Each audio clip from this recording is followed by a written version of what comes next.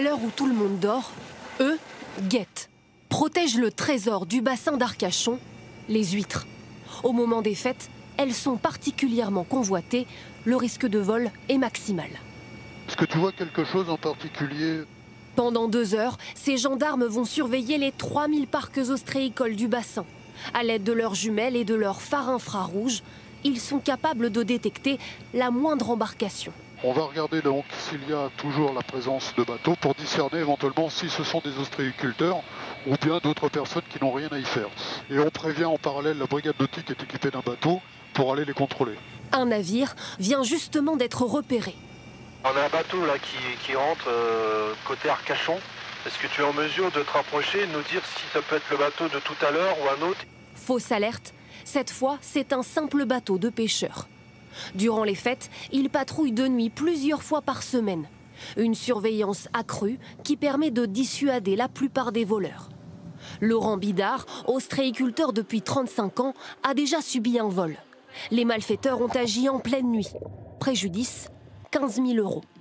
Alors chaque année, la même crainte en décembre, mois durant lequel il réalise la moitié de son chiffre d'affaires annuel. Quand il nous arrive un vol d'huîtres, souvent c'est 3 ans de production qui partent en l'air.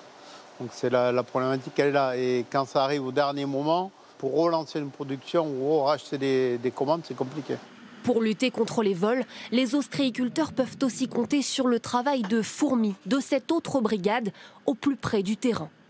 Ce matin-là, ils arrêtent chaque bateau. Là, qu'est-ce que vous allez faire ?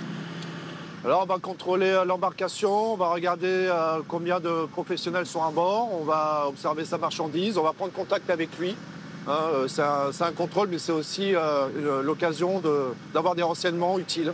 Les gendarmes veulent savoir en temps réel qui est présent sur le bassin. Des informations cruciales pour enquêter en cas de plainte pour vol. Ce travail de longue haleine rassure cet ostréiculteur. 800 kilos de marchandises lui ont été volées il y a quelques années. Je pense que c'est comme sur la route, s'il n'y a pas de radar, tout le monde roule vite. Là, il n'y a pas de surveillance, il y a des vols. Ça me paraît logique, quoi. Là, le boulot qu'ils font, c'est parfait. C'est parfait. Qu'il y ait ça, qu'il y ait les scooters, qu'il y ait les drones, voilà, qu'il y en ait le maximum. Très souvent, pas besoin d'aller chercher bien loin. Selon les gendarmes, les voleurs sont essentiellement des professionnels du secteur. Quand on parle de vol de plusieurs centaines, voire plusieurs tonnes d'huîtres, il faut avoir une connaissance des lieux. Il faut aussi voler les huîtres qui sont immédiatement vendables. Donc, c'est pas n'importe qui, ce sont des vols prémédités. Il y a 2 ans, cette méthode leur avait permis de retrouver la trace d'un ostréiculteur responsable d'un vol important et de remettre la main sur plusieurs centaines de kilos d'huîtres dérobées.